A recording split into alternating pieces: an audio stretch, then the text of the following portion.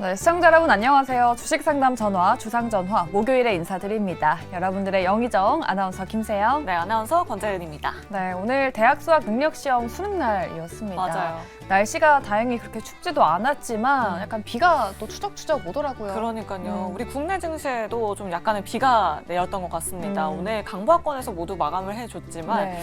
테마주들이 또 기승을 부렸고요. 또 주도하는 섹터가 다소 부진했어서 그렇게 좋지만은 않았던 시장이었던 것 같아요. 그러니까요. 그래서 오늘 저희가 시장 이야기도 꼼꼼하게 하고 네. 여러분들의 종목 고민도 꼼꼼하게 도와드리도록 할게요. 저희랑 함께 하실 수 있는 방법 소개해드릴게요. 전화번호 02-2000-4919번입니다. 지금 바로 고민되시는 종목 들고 전화 주시면 되고요. 또 전화가 어려신 분들은 문자 또는 유튜브 통해서 참여하실 수 있습니다. 문자 메시지 샵 2034로 종목명, 매수가 비중 보내주시면 되고요. 유튜브 채팅창에도 고민되시는 종목 남겨주시면 저희 전문가분들이 냉철한 상담 도와드리도록 하겠습니다. 네, 오늘 여러분들의 종목 고민을 해결해드릴 네 분 소개를 해드리도록 할게요. 오늘 좌의정에는 이화진 과장 그리고 이지은 본부장 모셔봤고요. 네, 우의정에는 김병진 매니저 그리고 이주호 본부장님 모셔봤습니다. 네 분 어서 오세요. 안녕하세요. 네, 오늘 뭐 1시간 늦게 마감을 했잖아요. 네. 그래서 시청자분들께서 또 방금 또 장 마감을 보셨을 텐데 뭐 코스피는 다행히 외국인 매수가 좀 들어오면서 네. 낙폭을 조금 축소했고 네. 코스닥은 말씀하신 대로 좀 테마주가 기승을 그러니까요. 부렸어요. 그래서 어떻게 이 시장을 좀 바라봐야 될지 이화진 과장님께 한번 얘기를 들어보도록 할게요. 오늘 장 뭔가 방향성이 뚜렷하진 않았던 것 같은데 어떻게 보셨어요? 그래도 일단 외국인 수급이 좀 심상치 않다는 건 생각을 하고 있습니다. 어제 이제 미국의 이제 소매 판매나 이제 PPI가 발표하게 되면서 이제 국채 금리가 4.6%까지 이제 올라오게 되면서 사실 오늘 외국인의 좀 방향성에 대해서 고민을 좀 할 수 있다라고 생각을 하고 있는데 일단 외국인이 지금 이틀 연속 1조 이상 샀고 특히 선물 시장에서 계속 꾸준하게 지금 매수세로 지금 일관하고 있는 모습이 이틀 연속 그런 모습을 보였는데 대표적으로 지금 코스피 시장에서 샀던 종목들이 2차 전지가 아니라 삼성전자 그리고 이제 현대차, 기아 그리고 셀트리온과 같이 특히 제약바이오와 이런 IT 쪽에 대한 수급 쏠림이 좀 있는 흐름이 결국에는 향후에 이쪽에 대한 방향성을 좀 보이는 모습이 아닌가라고 생각을 하고 있습니다. 일단 미국, 중국과의 정상회담도 마무리된 시점에서 특히 매크로적인 이슈는 어느 정도 시장에서는 분위기가 좀 해소되는 모습이 나왔었고 특히 실적도 시즌이 3분기가 끝난 만큼 결국에는 이제 향후에 대한 이제 방향성이 어떻게 보면 외국인 입장에서는 이제 금리가 향후에 어제 국채 금리가 올라갔든 말든 결국에는 시장에서는 이제 향후에 금리 인상에 대한 부분이 좀 중단되는 이제 기조를 좀 보고 있고 특히 내년에는 금리 인하 기조가 생각보다 빨라질 수 있다는 측면에서는 그러면 그런 시점에서는 제약바이오에 대한 부분들이 이제 매크로에 대한 이슈에 좀 흐름에서 조금 해소되는 방향이기 때문에 제약바이오와 특히 IT 그리고 관련된 현대차, 기아 같은 경우가 빠르게 지금 올라오고 있다는 측면에서는 충분히 섹터에 대한 변화를 보일 수 있는 오늘 시장이 아니었나 좀 생각을 하고 있습니다. 네. 그나마 뭐 제약바이오나 IT 섹터들도 좀 움직이고 있기 때문에 네. 좀 다양한 섹터로의 수급이 좀 퍼지는지도 한번 지켜봐야 될 부분인 것 같아요. 네, 또 외국인의 수급이 많이 들어온 점 긍정적으로 보셨다라고 했는데 오늘 또 외국인이 반도체를 참 많이 담았습니다. 삼성전자에 또 매수가 많이 들어왔죠. 맞아요. 또 어저께 마이크로소프트에서 자체 AI 칩을 공개하기도 했고요. 뭐 다음 주에는 엔비디아의 실적 발표도 예정돼 있는데 네. 과연 우리 국내 증시 반도체 업종은 어떻게 대비를 해봐야 할지 이 반도체 업종 포트폴리오 전략 어떻게 짜보면 좋을까요? 김병진 매니저님. 네, 반도체 업종은 조정이 나올 때마다 좀 분할로 매수하는 전략이 저는 좋다라고 생각이 되고요. 이번에 이제 마이크로소프트가 자체 개발한 AI 클라우드 칩을 또 발표를 했어요. 이 이슈를 제가 좀 설명드려야 될 것 같아서 설명드려보도록 할게요. 일단 마이크로소프트가 GPU 마이야를 공개를 했고요. 그리고 고성능 컴퓨팅 CPU 코발트를 선보였습니다. 이름이 굉장히 특이한데요. 코발트랑 마이야를 선보였다라고 보시면 좋을 것 같고 특이한 점은 마이크로소프트가 GPU를 발표를 했다라는 점이고요. 이 GPU를 개발하기 위해서 챗 GPT의 개발사인 오픈 AI와 협력을 했다라는 부분입니다. 자, 그러면 마이크로소프트가 GPU까지 개발한 상황에서 엔비디아의 포지션이 좀 애매해지는 거 아니야라는 그런 생각을 해보실 수 있을 것 같은데요. 그래서 엔비디아에 대한 부분도 좀 얘기를 드려보도록 할게요.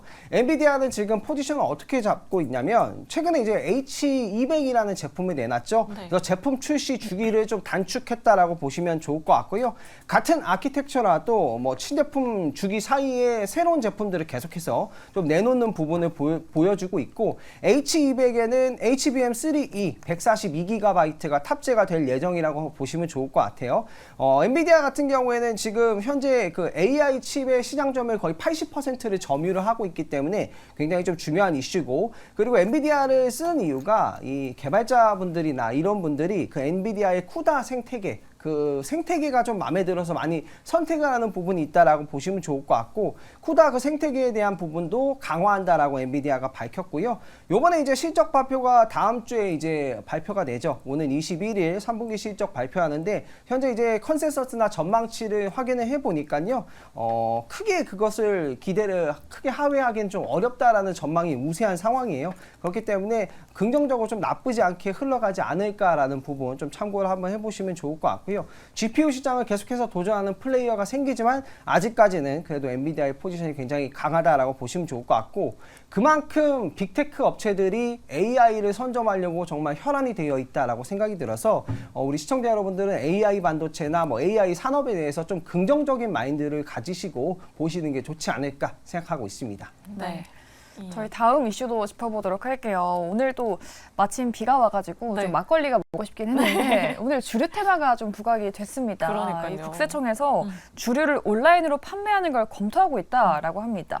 근데 다만 최종 결론까지는 약간 상당한 시간이 걸린다라고 하던데 테마주는 정말 발빠르게 그러니까요. 움직였습니다. 뭐 나라셀라, 제주 네. 맥주가 상한가를 기록했고 국순당도 급등이 나왔죠. 이지은 본부장님께 한번 여쭤보도록 할게요. 지금 아직 뭐 이슈가 이제서야 시작이 된 건데 테마주가 정말 기승이거든요. 이걸 좀 관심 가져야 될까요?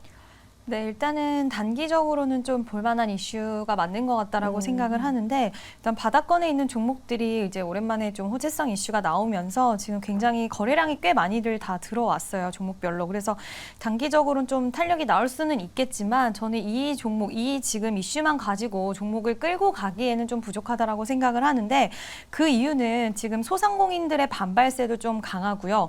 정부 내에서도 의견이 갈리고 있기 때문에 이게 통과되는 데까지는 시간이 좀 오래 걸릴 거라고 생각이 들어요. 그래서 일단은 뭐 이런 이슈가 나왔다는 것 자체로 모멘텀으로 작용을 할 수는 있겠지만, 수급에 의해서, 그리고 워낙 또 관련해서 소식이 없다가 나왔기 때문에 좀 강하게 시장에서 반응을 하지 않았나라는 생각이 들고요.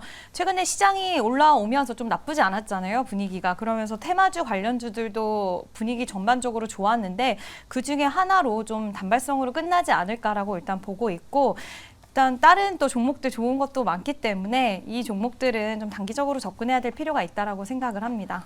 네, 알겠습니다. 주류 관련주 이렇게 짚어봤고요. 마지막 네. 이슈 한번 확인해 보도록 하겠습니다.